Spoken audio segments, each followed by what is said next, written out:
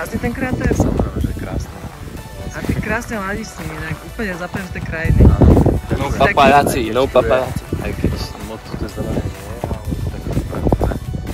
Úžasné. Ale ty si není vyprahnutý, ty si proste zeleno-čierny. Nie som, ale fascinuje sa, že vidíme odtiaľto toto úžasné miesto v celú Katániu, ktorú máme ako na dlani.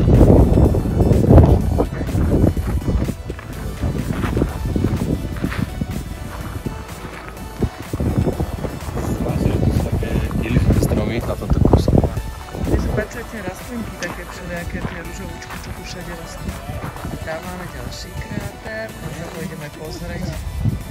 Nevidia si ružové rastliny?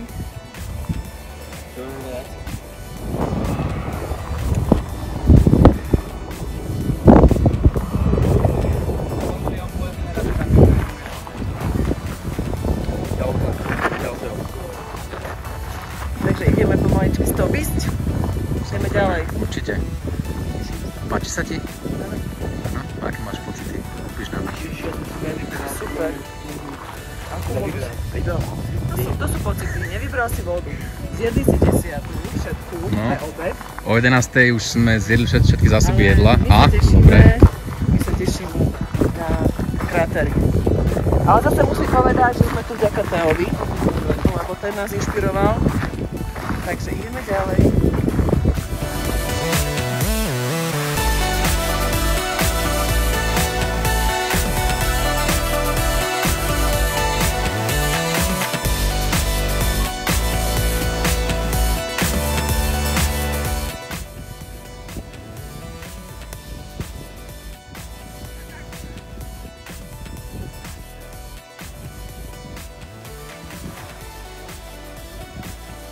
Nachádzame sa v kráteri Silvestri na sopke Etna. Je to úžasné, fascinujúce, vyzerá to tu ako malý Stonehenge.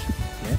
Je to super, je to fascinujúci pocit stáť uprostred toho kotla a super, odporúčam.